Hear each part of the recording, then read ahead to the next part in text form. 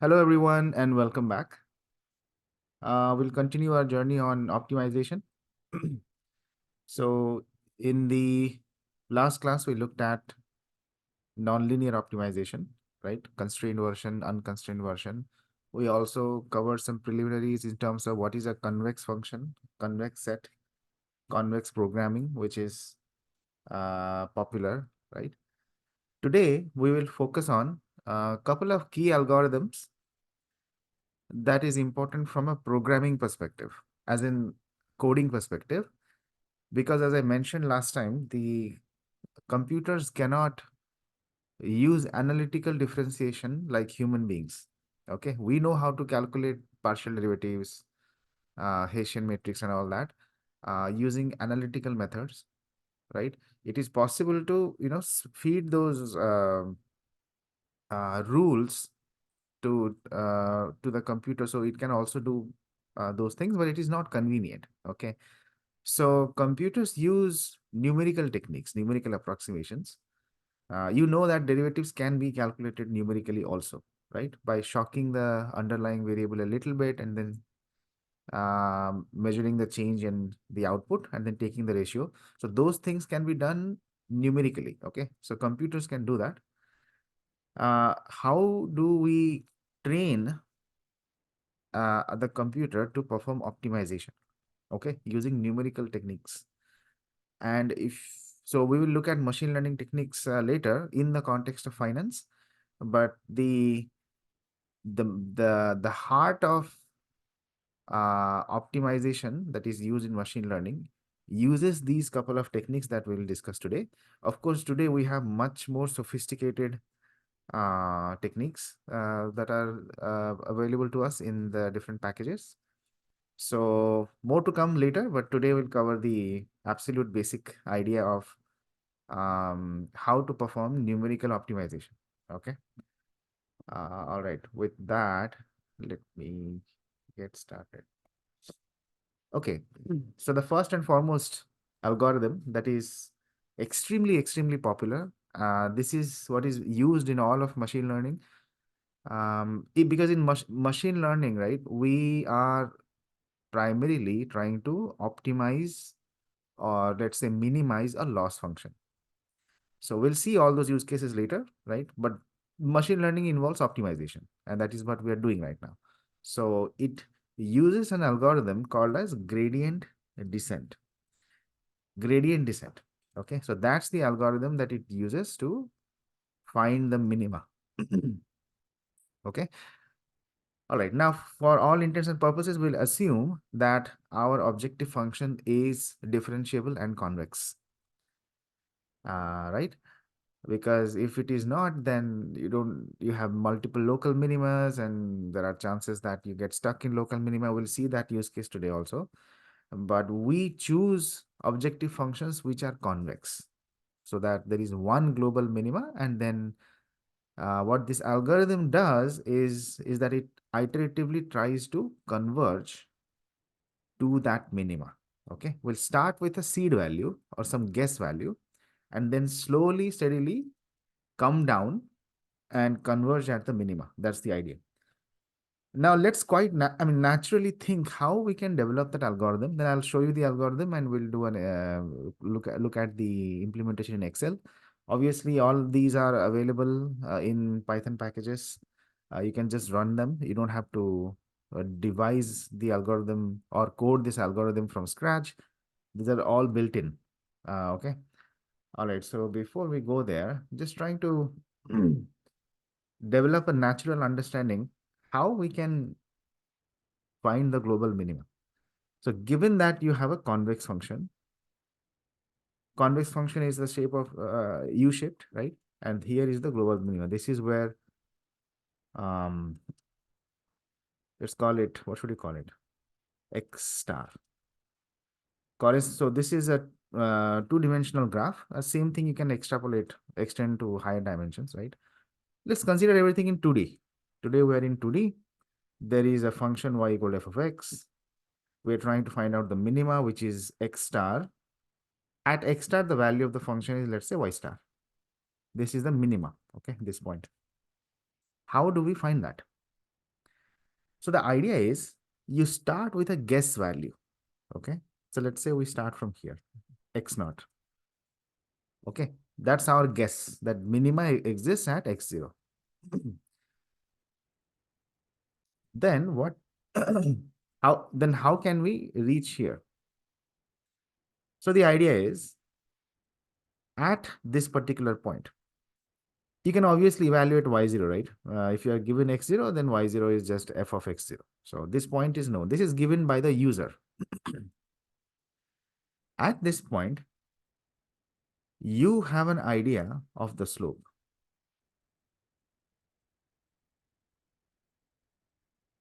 Okay. Uh, in fact, let me redraw this. It's too much straight. So we make it a little.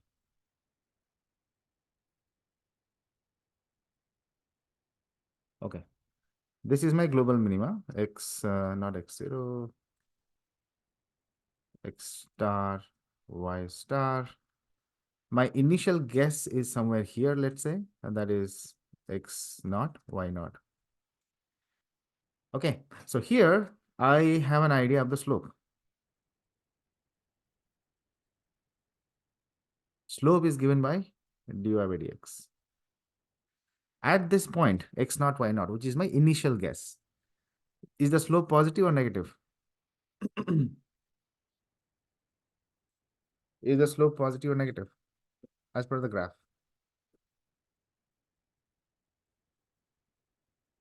I request you to switch off your cameras, please. Positive, I mean. Uh, Wait, I forgot to mute. One moment.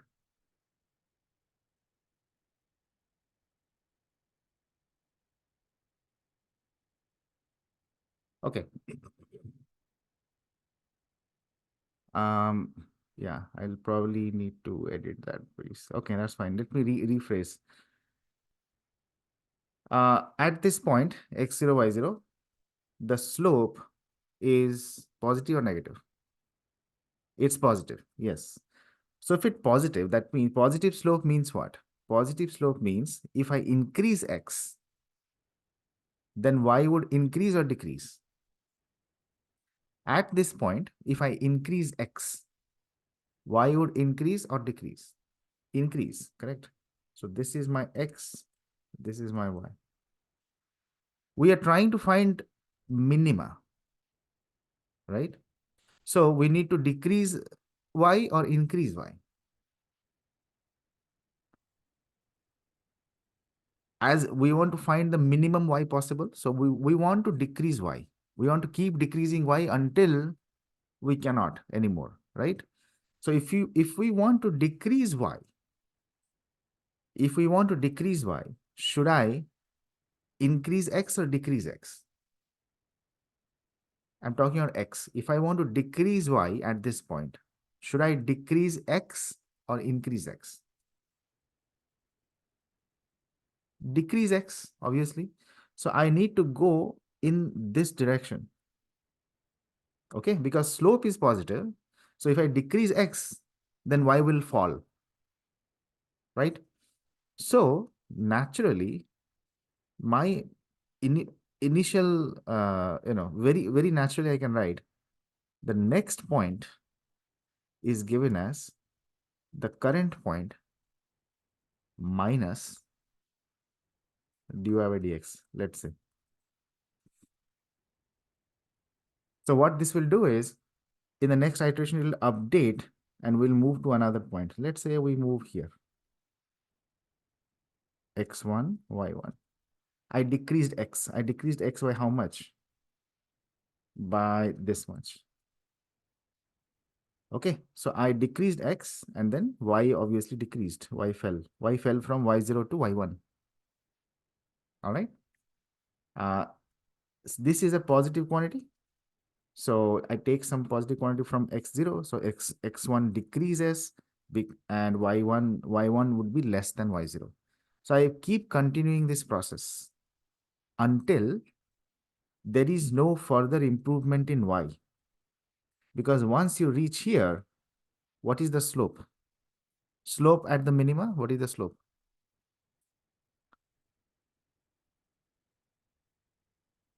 Slope is 0, right? So I can write the algorithm as xk plus 1. So k plus 1th iteration is given as previous value of x minus derivative of y. I can say probably at x equal to xk. That's my algorithm. Okay. Once I reach minima, the derivative would be 0 and x will not get updated anymore. I found the minimum. Okay. All right. I hope you understood this. Very basic infrastructure. Using the intelligence at that local point, that intelligence is the slope. Okay. I know in which direction I need to go. Okay. If slope is positive, decrease x. This works. Now, let's say that we are on the other side. Here somewhere. Our initial guess is here. Here, what is the slope?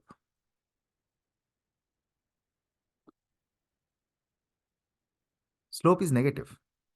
Slope is negative. That means to decrease y, I need to decrease x or increase x? Increase x, exactly. So what should be my equation? X1 is equal to x0 minus, think about this, minus derivative or plus derivative?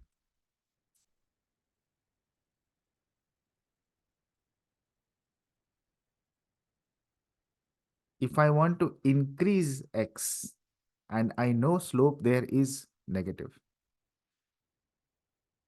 Negative, negative, positive. Yes, exactly. So I still need to use the same equation, dy by dx. Because this is negative.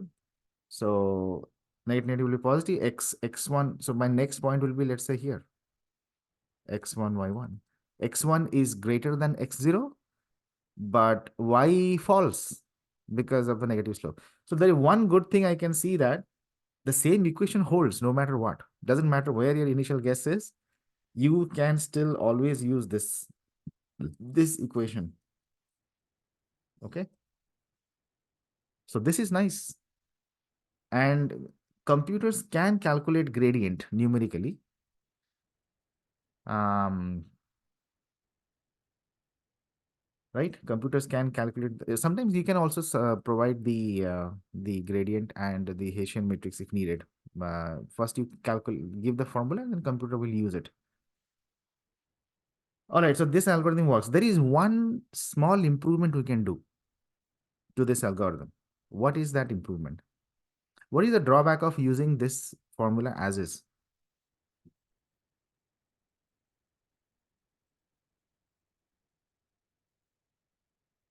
There is one improvement we can do. So this is, so my algorithm so far is this. Xk plus 1 is xk, right? Minus dy by dx. There is one improvement I can do. This is my step size.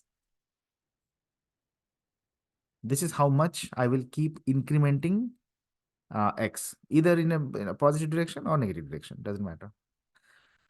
So the idea is you should not leave everything to the raw slope. Okay, the raw slope may be too high or too less.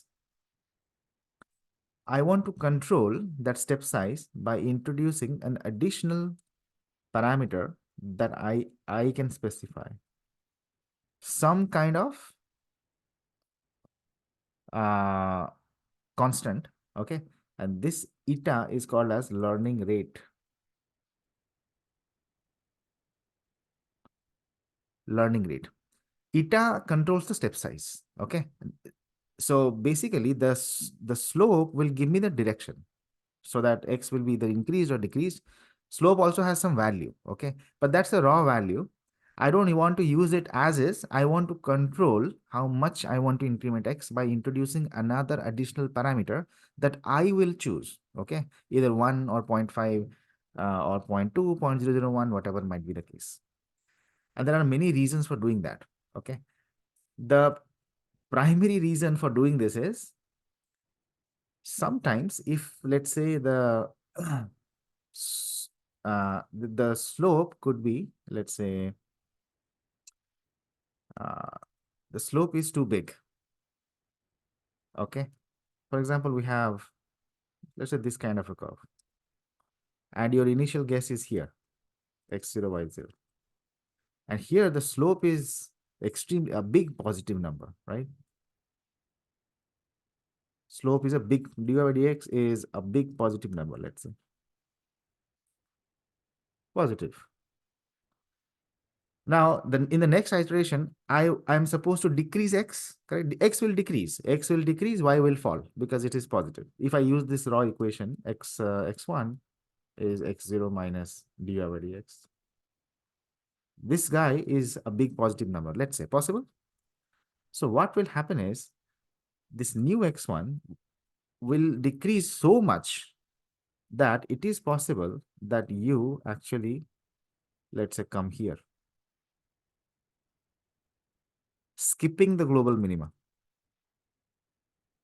Okay, so the decrease is this much. Possible? The slope is too big and your increment is too big and you reduced x, but you reduced a bit too much. So what happened is you crossed the global minimum, went to the other side. Now your new point is here. All right. We don't want that. We don't want to skip the global minima. So if I reduce the step size by introducing another parameter eta here and choose a smaller learning rate, then it will not reduce so much. It will reduce by a little bit. Okay, so that's the idea, to have an additional control over the step size so that we don't end up um, skipping the global minima. We have this extra parameter called as learning rate. Okay, and why learning? I mean, you can call it because mostly it's used in machine learning, right? So yeah, that's the learning rate. So that's basically the algorithm. Okay, so our final algorithm is this: xk plus 1 is equal to xk minus some kind of learning rate and derivative of y at x equal to xk. Okay, now let's see this in action. All right. This is pretty much what I have written here, so you can read this, right? So the steps are like this. Start with an initial guess, x0. Evaluate the gradient. Gradient is a more general term. So in two dimensions, we have slope, but in higher dimensions, this will become gradient, okay? Evaluate the gradient at that point, which will give the direction of the descent. We are descending. Use a step size learning rate to descend along the gradient and move to the new point. Continue until there is no significant improvement in the objective function. So this is our infrastructure. Okay. Uh, right. So let's do one example. There are a lot of insights to it, so we can discuss. So our example is we want to minimize y equal to x square minus 2x. Uh, this is analytically solvable, okay? But this is just an example. We'll do it numerically. Analytically speaking, what is the minima of this, guys? Derivative, well, what is the minima? dy by dx equal to 2x minus 2. Where does it become 0? It becomes 0 at x equal to 1. Double derivative is 2. 2 is greater than 0. So we have a minima.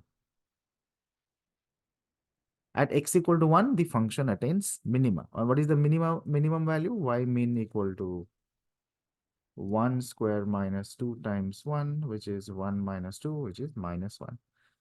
So this is a parabola, okay? Same U-shaped curve attains minima at x equal to 1, and the minimum value is minus 1, okay? We'll solve this numerically using this idea. and there is a learning rate eta that we will specify. In our case, since the derivative is how much is the derivative? 2x minus 2. So we can plug in instead of dy by dx. In our case, it is 2x minus 2. Okay, this is our algorithm. Any questions before we look at the implementation?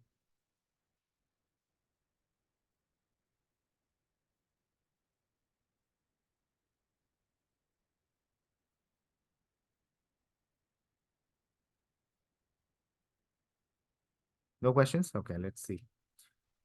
Let's go to implementation. Okay, so here is the animation for the gradient descent. We'll take a look at it, but let me walk you through the calculations. So this is our function x square minus 2x. Derivative is 2x minus 2, and then here is the learning rate. For now, I have specified learning rate as 0.3. Okay, we can change it and see what happens. Initial guess is minus 20 for me. This is the plot, okay, plot of the function, and here we have minima. Minima is actually at 1 comma minus 1, right? That's what we derived. Yeah, x equal to 1, y is minus 1. That's the minimum. It's not at 0, okay? All right. My initial guess is minus 20, x equal to minus 20. At minus 20, value of y is how much? You can calculate. Minus 20 whole square is 400 plus 40, so 440. So this is my initial point. Okay. Now here is my algorithm. Initially, x equal to minus 20, correct? Y is 440. What is the derivative at this point? We know derivative is 2x minus 2. So 2 times minus 20 minus 2, which is minus 42. Minus 42 is the slope. You can see clearly at this point the slope is negative. So and that is minus 42. It is actually a big number. Okay. My new x would be old x minus learning rate times the slope. Okay, learning rate is how much? 0.3. So this is my new x. From minus 20, I'm going to minus 7.4. That is what you see here. Minus 7.4, and the new y is 69.56. Y reduced, y fell, right, drastically. That is the whole scheme. From 440, y came down to 69.56. Again, find the derivative at this point. Derivative is 2x minus 2. 2 times minus 7.4 minus 2, which is minus 16.8. Again, the derivative is negative. So you increase x, it will automatically happen based on the formula. Old x minus learning rate 0.3 times slope, that will bring x to minus 2.66. And you keep on iterating. Okay. So this is the process. After some iterations, you can see it has converged. So my x has converged to 1. It's not changing anymore because the slope has become 0. If the slope has become 0, then x will not increment, right? And y is minus 1. So we have converged. After 100 iterations, the solution is 1 comma minus 1. That is exactly what it's supposed to be. Minima. Okay. Any questions so far?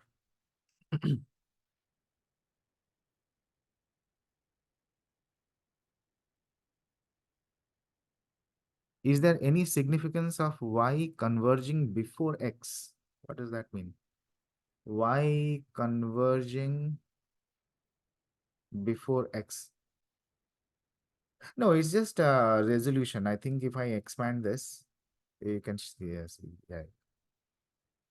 This is just truncated. Cool. Any other question? It was rounded. That's all.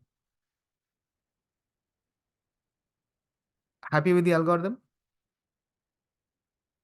Question from Celis: are there guidelines in selecting the learning rate? Absolutely. That's the elephant in the room. Okay. You brought up a very, very important question, and it's debatable. There is There is no strict rule actually. There is no silver bullet that will tell you, okay, this must be the learning rate. There is no such thing. Machines today are very, very intelligent. I mean, algorithms, they can figure out the right learning rate. So when you use a package, it's smart enough to choose the right learning rate. There are different thumb rules, but there is no exact science to choose the perfect learning rate. It's complicated. But let me ask you this. There's another question. Can you change the learning rate and it goes beyond? Yes, yes. We'll have fun. We'll play with this. That is exactly where I'm going right now. Let's do one thing. Let's change the initial value to a positive number, say 20. At x equal 20, the initial value of y was 360. All the slopes are positive. You see, all the slopes are positive, and x decreased, kept decreasing until we hit the minima. Make sense? You can choose another value if you want, 30.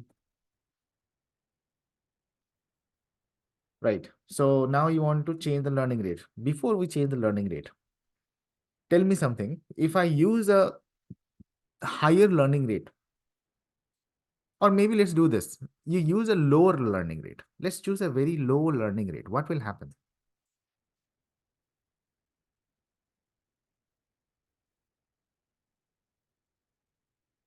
If I use a low learning rate, what will happen? What are the consequences of using a low learning rate?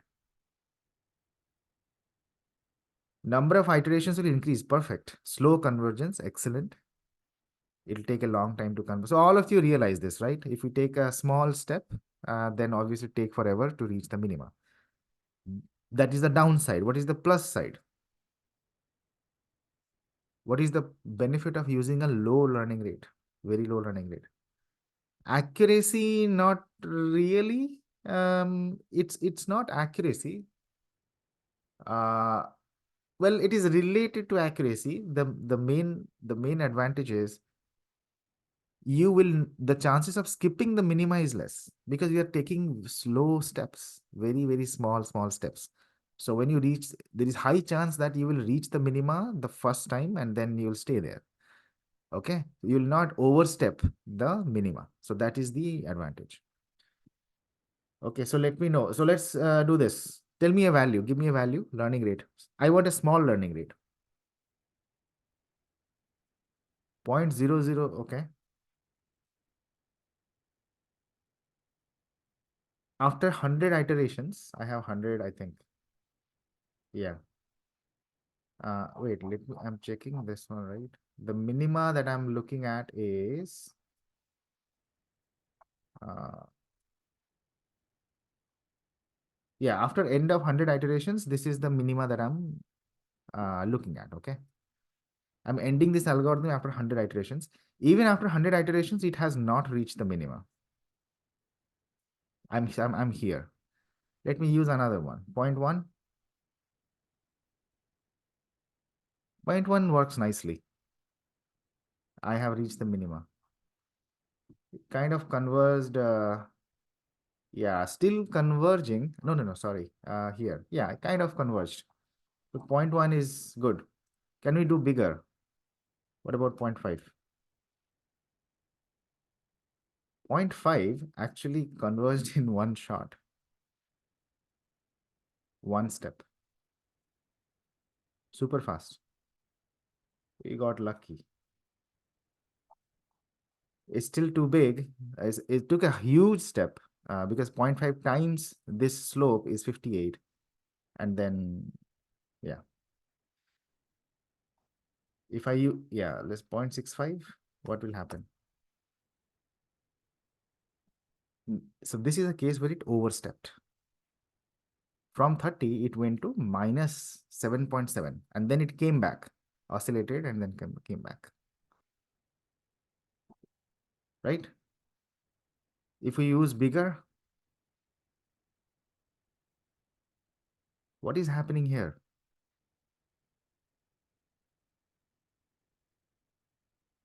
It's a perfectly symmetric shape, right? Around the minima, whatever it is.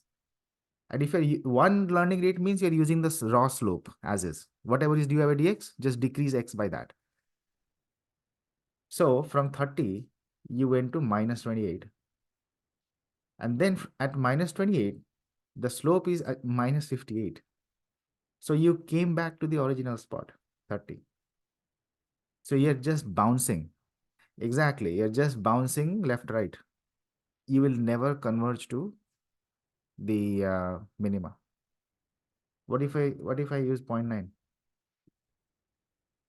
It converges, but it oversteps the minima all the time, just back and forth. Okay, huge steps around the minima, but it converges. Did you get the feel of how it works? 0.98,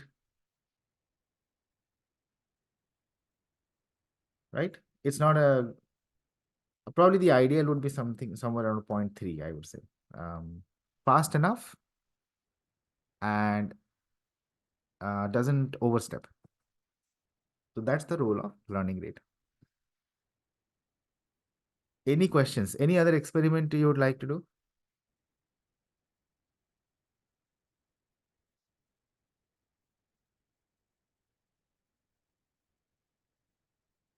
Happy with this? Should we use a negative learning rate?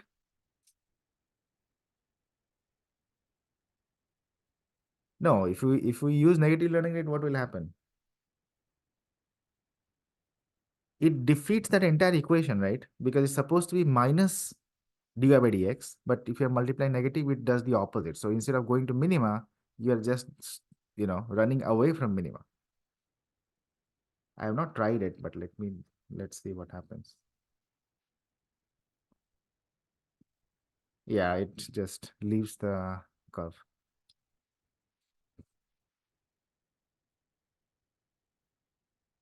Okay, all right. So we are good with this. Let's move on. This is the couple of extremes that I put in the slide, so you can refer to it. So if you are using a high learning rate, the steps would be bigger. That might work in favor of you or against you. If you use a learning rate, you're almost guaranteed low learning rate, then you are guaranteed to reach the global minima. This is a convex function, but it might take a longer time. Okay. So here is the thing. The issue with this algorithm is you should always use a convex function. If it is not convex, for example, if we have something like this is my equation, y equal to x4 plus 2x cubed minus 12x squared minus 2x plus 6. The derivative of this is, you can differentiate, right? 4x cubed plus 6x squared minus 24x minus 2. It has two minimas. There is one global minima here, but multiple local minimas. Now, this is purely luck based, but today the built-in algorithms in Python are so smart. They can handle these things very easily. So what you see here is, if you choose, your initial guess might be unfortunate, unlucky, and your iterations converge at a local minima, which is not global minima. So that's why we don't normally choose functions like this as an objective function. We try to avoid this scenario, so we only choose convex functions. So this is to show you that my initial guess is at 3, and it is stuck at a local minima. It's not understanding that it needs to go here. But if I choose, let's say, a good point, maybe minus 5, then it finds the global minima. Okay, starting with minus 5. And if you use a higher learning rate, okay, it still finds it. 0.3. This is too big. 0.4.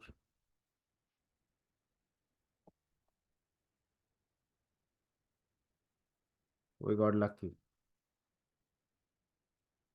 Yep, this is what I was trying to replicate. Anyways, so this ideally we should not have functions like this in our objective function.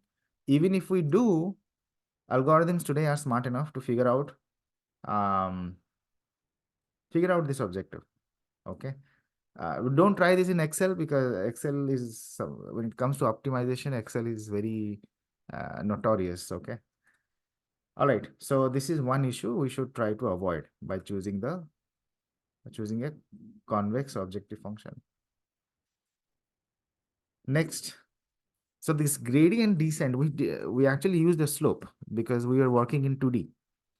In multivariate problem, when the objective function has multiple input variables, then we can use the same idea. The only thing that you need to change is instead of slope, use the gradient.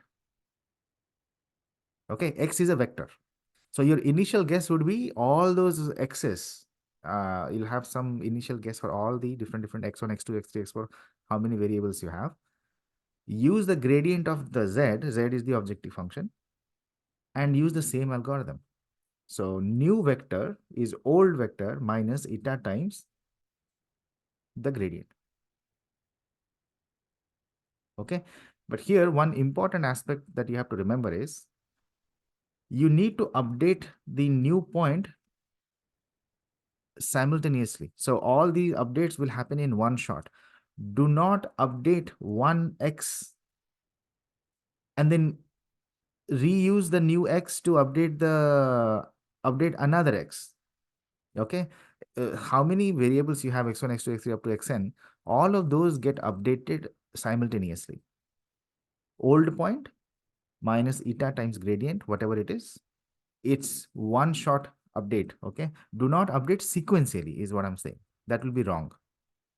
Do not update sequentially. It is simultaneous. All right. So let's look at an example. Okay. So this is going to be fun. Gradient descent in 2D. I have. Okay. There is one powerful result which we did not discuss fully because we're going too much into uh, geometry, algebra, calculus, which is probably not needed for quant finance. I'm just giving you the bare minimum infrastructure so that you can uh, relate to stuff when we do the actual use cases. So the one theorem that we have is that gradient vector gradient vector at a particular point is perpendicular to the level curve at that point. The gradient vector at any point, okay, is perpendicular to the contour to the level curve at that point. So right, actually we did an example using a circle, if you remember, but that's true in general. Okay, so here let's look at the gradient descent in 2D. This is our function z equal to f of xy, x square plus 2y square. Okay, and the surface looks like this. This is the plot of x square plus 2y square. Where is the minimum, guys? Minima, it's very easy to see without doing any maths, anything. Where is the minima of this function, guys?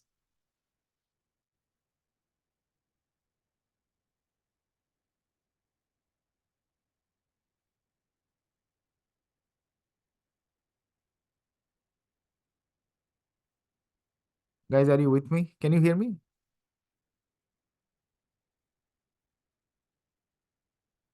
Okay, 0, 0. Excellent. Because these are squares. So the minimum value of a square is 0. So minima is at 0, 0, and the value is 0. Let's say my initial guess is minus 5, comma 5. This is my point. Okay, my initial guess. At this point, I need to find out the gradient.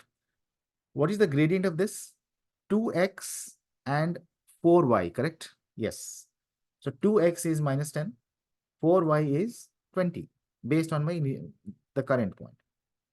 So my updated point would be, there is a learning rate also, 0.1 here. Updated new location would be minus 5 minus 0.1 times minus 10, old x minus learning rate times fx, right?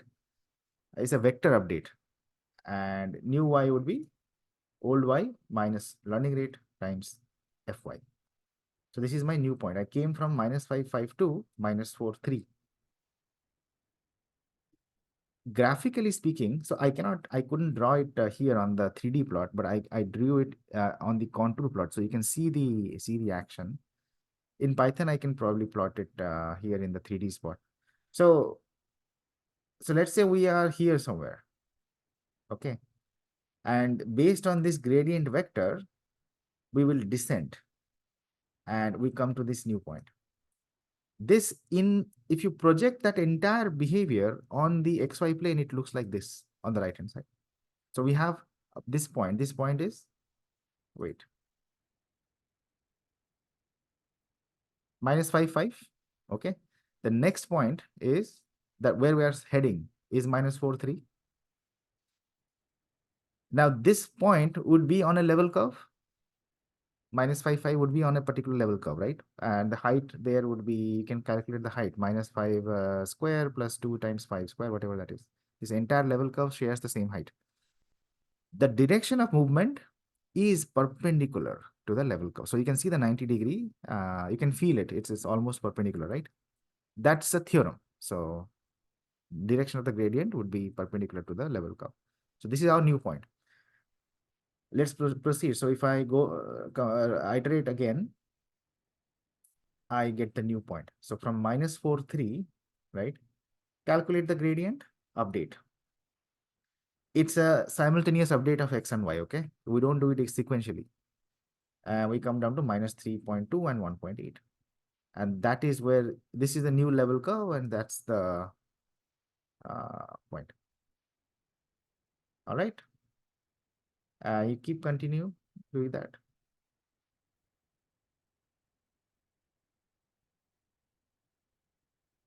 I think, wait, hold on.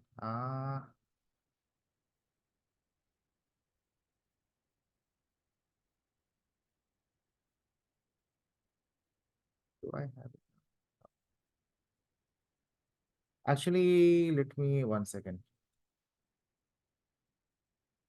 Mm,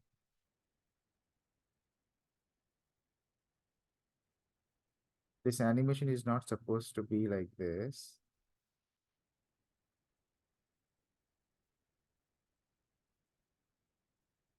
Or maybe it is lagging or something. I don't know. It's supposed to be continuous, but for some reason, uh, let me restart this one more time. One moment.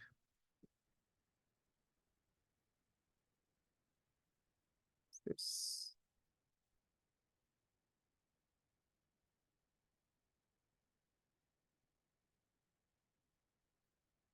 Okay.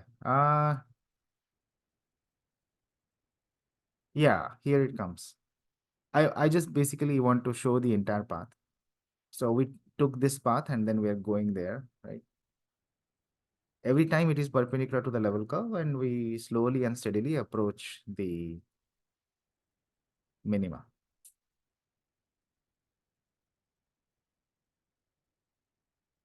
Okay.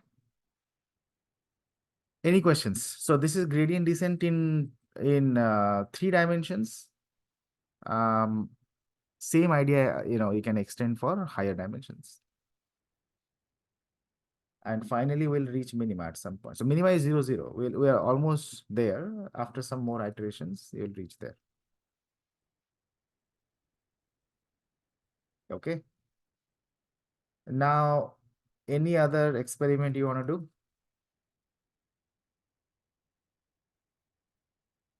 We can choose a different point. Maybe we can choose what happens with 5, 5. Yeah, we start from here. Same idea, it will converge like that.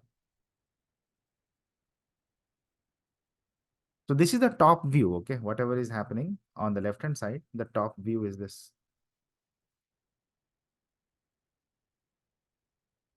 Now let's do one thing. Let's choose a different learning rate. Question 100, is this optimization that Excel performs when using solver? Yes, that is correct. When we use the solver GRG nonlinear, it actually uses gradient descent at the back end to find the solution. Okay, all right.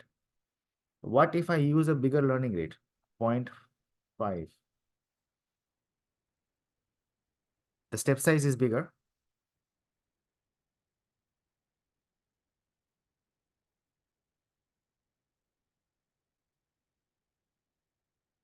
What is happening here, guys?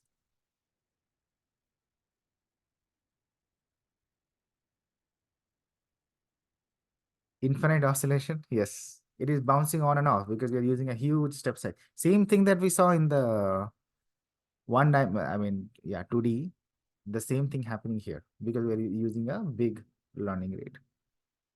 It might explode and come out also. If you use anything bigger than this, let's say 0.75, it's a mess. Okay. It's actually not converging, it is diverging. All right. And if you use a smaller step size, obviously it'll take uh, a lot longer. I don't know how many iterations I'm supporting, but yeah. All right. Any doubts?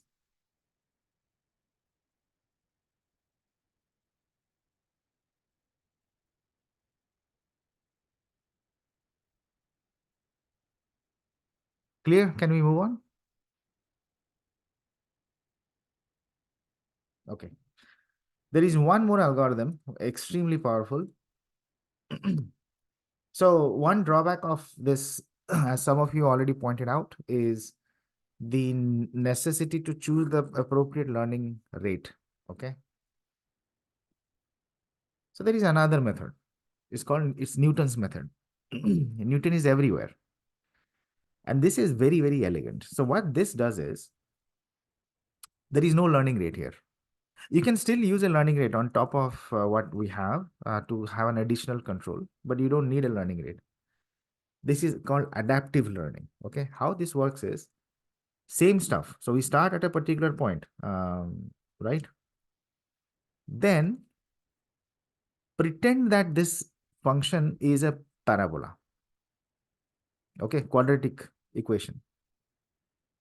So you can see that at this point, I have fitted the best possible parabola possible. How can I do that? Using Taylor series. Okay. So at this point, x, y is f of x, right? The true y is given by the original function f of x, but I can approximate the original function using Taylor series up till the quadratic term. Okay. So you know this equation, right? If I disturb x a little bit by amount t, earlier we used delta x. Here delta x is t. Okay. Value of the function at x is f of x, no issues. What is the value of the function at f of x plus t? If you know the true function, then you need to put x plus t to get the actual value. But I'm approximating the value of the function using Taylor series. Old value plus delta x times first order derivative plus half delta x square times double derivative. This is Taylor series expansion till second order. Okay. T is delta x. So you can clearly see that at exactly at x, both my approximation, which is on the right hand side is approximation, Taylor series approximation. Left hand side is the true one. Both of these exactly match at x. That means when t is 0. If you put t equals 0, you get right hand side also f of x, left hand side also f of x. They exactly match. You can see the orange point is the where they match. But if you move away from that x by an amount t, then there is some difference. Obviously, one is true, the blue one is the true one, the orange one is the approximation. So there is some divergence. Okay. What this algorithm does is pretend that this curve is a parabola, the orange one. If it is the orange one at a given point, we know the minima of the parabola analytically. Okay, the parabola is simple. It's just a U-shaped, quadratic function. You know how to calculate the minima. I know where the minima exist for the parabola. the approximate function. So let's go there. Let's go to that x where the parabola is at the minimum, and then continue this process. Okay. So at every point, we are fitting a parabola using Taylor series approximation up to second order. Find the minima analytically. That is something we can easily derive. I'll show you that where the minima is. Let's go to that x. So this is the new x. This is the original x. I came here. Again, fit a parabola. Do the same thing. So every time we are going to the minima of the fitted parabola, and that's how we iterate until we reach the minima of the true function. Because here, where the true minima is, if you fit a parabola also, both of the minima will coincide. Minima of the parabola will be same as minima of the original function. That's the idea. Okay, now the question is, how much should we, what is the value of t? How much should we shift x? Well, we should shift as much so that we reach the minima of the parabola. What is the minima of this function? For what value of t this right hand side attains a minima? You can easily calculate that using, let's differentiate this, put it equal to 0. If you differentiate, you get um, t equal to, so we are differentiating with respect to t because these are all defined. Okay, at that particular point x, slope is already calculated, double derivative is already calculated, t is variable. T is what we want to figure out, how much we need to shift x so that we reach the minima of the parabola. If you differentiate, you get f dash x, derivative of this with respect to t, and then 2t by t, 2 will get cancelled, you get t f double dash x, right? This is equal to 0. From here, we get t must be this guy. This is how much t needs to be. And that's it. So you shift x by that much. We are going to the new x plus t. And that is given as x minus this, because t is minus f dash x divided by f double dash x. This is my algorithm. Okay, my algorithm is x k plus 1 is xk minus f dash xk divided by f double dash xk. If you compare this with the plain vanilla gradient descent that we had, which is xk minus learning rate f dash x, correct? So this factor 1 by f double derivative of f at xk is playing the role of learning rate indirectly. If you compare the gradient descent algorithm, then the role of eta is being played by 1 divided by double derivative.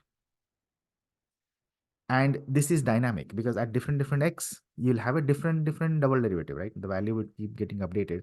So in a way, we are using a dynamic or adaptive learning rate, which we don't have to specify. It doesn't have to be static. It'll be very elegant. Once you reach closer to the actual minima, the learning rate would slow down automatically. It will be less. It'll be less, okay? Because see, if you have a very steep slope, here the slope is constant, okay? If you start from here, the slope is constant. It's not changing as much. It's a steep slope. So the descent would be fast. Because what is the double derivative here? The double derivative would be close to 0 because the slope is not changing. Slope is not changing means double derivative would be close to 0. So 1 divided by 0 is infinity. I'm just exaggerating. So the step size would be huge initially. But once you approach minima, here the double derivative takes a significant value because there is curvature here.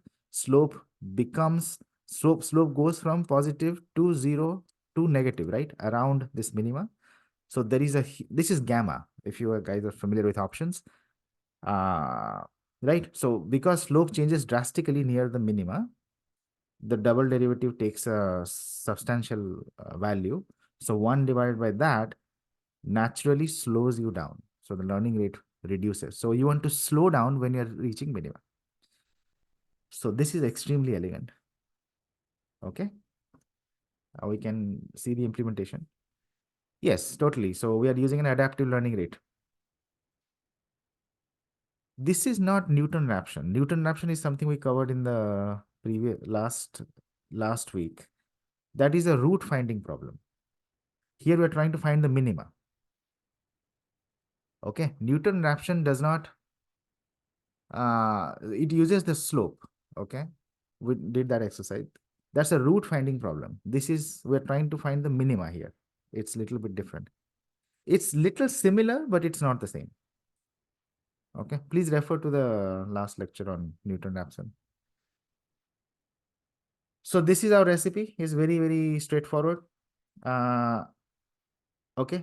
Now, before we look at the implementation, actually, this is the last slide for today. I wanted to keep it short. How do I had another slide on this? Oh, okay.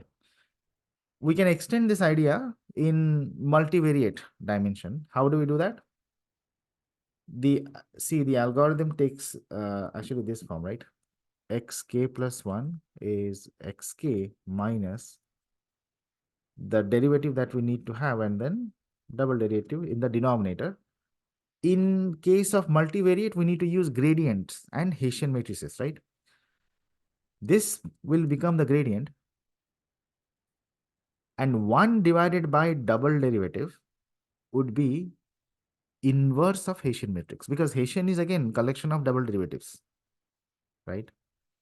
So our new vector xk plus 1 is old xk minus inverse of Hessian matrix, which is actually this part, times gradient of f. That's the algorithm.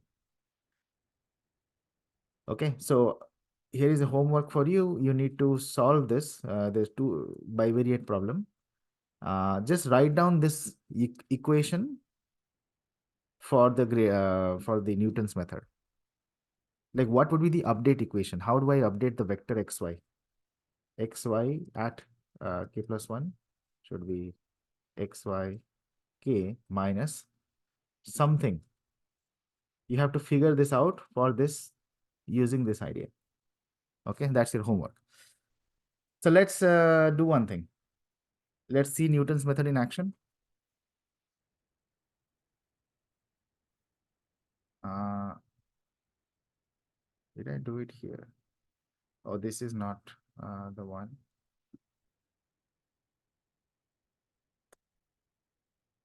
This is this is already something we looked at.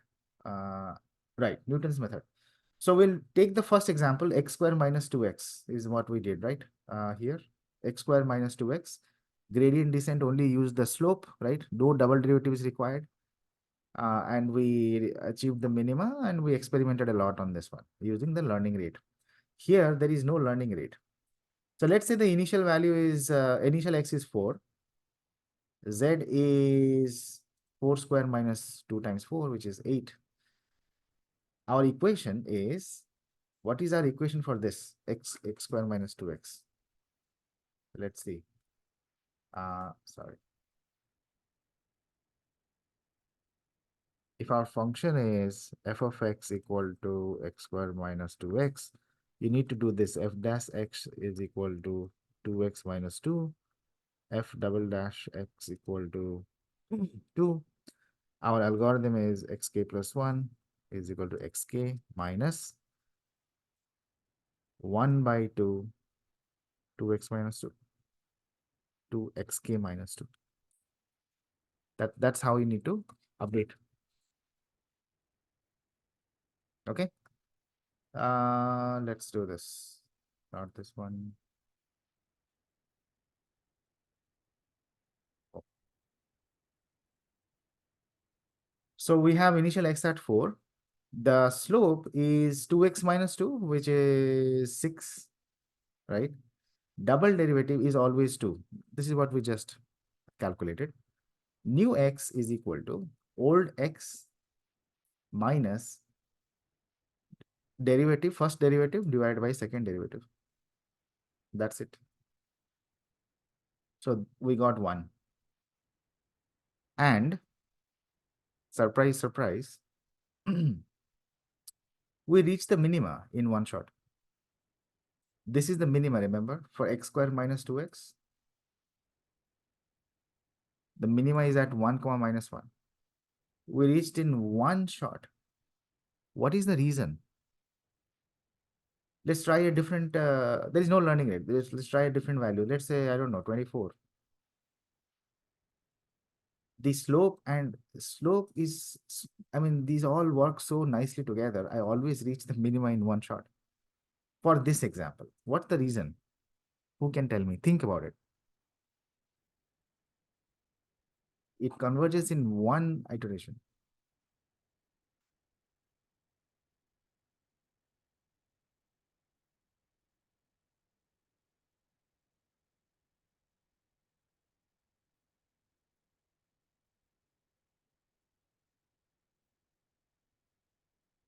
Any ideas why this happens? If you understood the algorithm, the derivation of the algorithm, then you can answer this.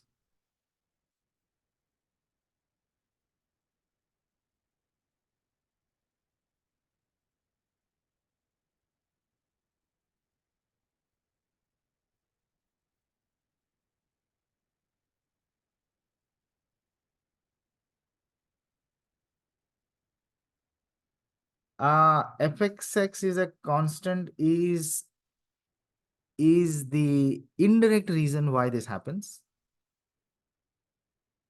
It's the indirect reason. What's the direct reason? The direct reason is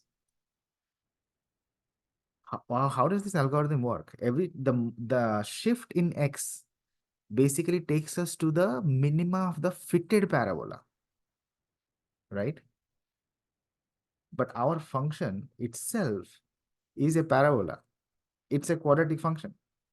So the fitted approximation to this function is this function itself. This is the best quadratic function that you can fit, which is the original function. Taylor series expansion up to quadratic term will give you exactly this, the same function, because this is quadratic and we are trying to find out the best quadratic function at every single point. That's the parabola itself. So our algorithm is designed in such a way that it will take you to the fitted parabola's minima, which is the original function's minima. That's why you reach the minima in one shot. I did not realize this. I took this example, then I saw why this is happening. Then I thought, okay, this is why it is. So this is just to, show you that it works. Ideally, you would apply it to all kinds of functions, right? So cubic functions, exponential functions, and what have you. And take the, in 2 dimensions, it's very easy to implement, but for the higher dimensions, right, it will be a little difficult because you have to keep calculating the Hessian matrix at the new point, take the inverse, find the gradient, do a matrix multiplication, then update the x. It can be done in Excel, but it will not be nice because like in every row, you have to maintain that new matrix. Keeping a matrix in a row is not nice. Okay, so this is a homework for you. Just write the equation that should suffice. Today, the algorithms that we use for machine learning, which use numerical optimization, are extremely, extremely advanced. They use all kinds of techniques to speed up the process. Okay. But this is the foundation. Gradient descent still remains the foundation of all of optimization routines in machine learning. Slowly and steadily, we'll uncover other algorithms, but with a particular use case in context, so it will be easier. That's all I had today. Any questions? Yes, there is batch gradient descent and stochastic gradient descent that we'll cover when we talk about machine learning algorithms. Typically, for neural networks, we use those algorithms because for neural networks, it's a dimension explosion. Okay, there are so many variables and transformation we do. So we need to, in order to speed up the process, we come up with these clever tricks, which is batch gradient descent and stochastic gradient descent. We'll cover that later. Mm.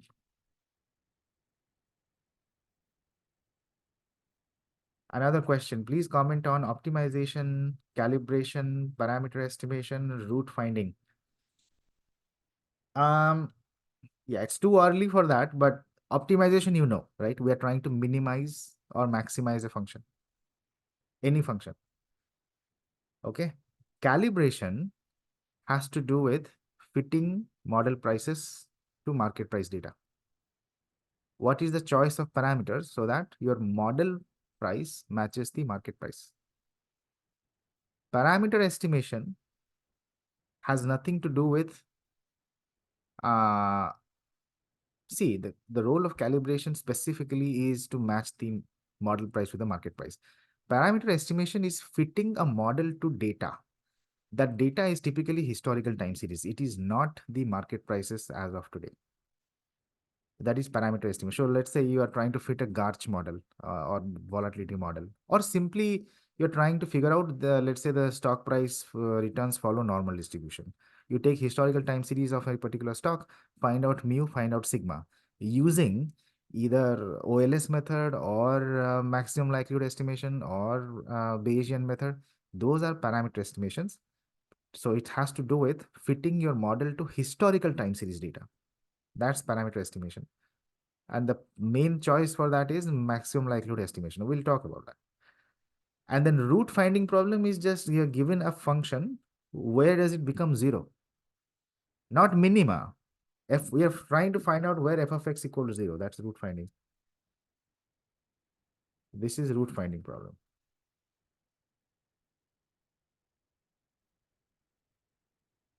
All right. Uh, yeah, finding saber parameter is parameter estimation. See, they use it interchangeably, but it is normally you do a calibration. See, you calibrate the saber model or Hester model so that you can um, get the appropriate smile that you observe in the market right now, and that is able to produce market consistent prices. Okay, so you calibrate the model to prices. You can do parameter estimation, but then that will not be used for no arbitrage. Okay, whenever you use no arbitrage model to, let's say, come up with market consistent prices today, that's calibration. Okay, and let's say if you try to estimate Vasicek model's parameters, three parameters, k, theta, and uh, sigma, from historical time series data, that's parameter estimation. It has nothing to do with generating market consistent prices. Again, this is further down the road. Right now, maybe it will not make sense to most of you, but we'll get there. Offline, if you have any questions, you can reach out to me. We can discuss. All right. Any other question? Ridul, how do we go about from here since we are close to primer concept being covered? I am still figuring out what's the best way. I think we'll start portfolio optimization because that quite naturally fits into the stuff that we covered. Uh, yeah, so modern portfolio theory, Black Letterman, and how do we create portfolios with constraints that achieve a particular return target, risk, utility functions, all those things will come in. I might start that, or we can go into derivative pricing. So I'm trying to, again, this is an optimization problem for me. Okay. And all these concepts are interlinked together. So we learn these in the context of something that is useful, but all of these things are reusable. In every topic, you'll find that these concepts are being, the math primer stuff that we are covering, right? It's used everywhere. Anything that you pick up, you'll find these concepts together. So that's the reason we're building this base. Okay, but before that, we should start Python. Python will be fast because it's just you're reusing something that is already built in. Somebody else developed it. All the theory, underlying theory, and everything we have covered. So it's just a matter of taking data, running the package, showing the output and interpreting the output. So it will be fast. It will not be slow. So maybe we'll start that first and then go into the individual modules, separate modules. Okay. Any other question, folks?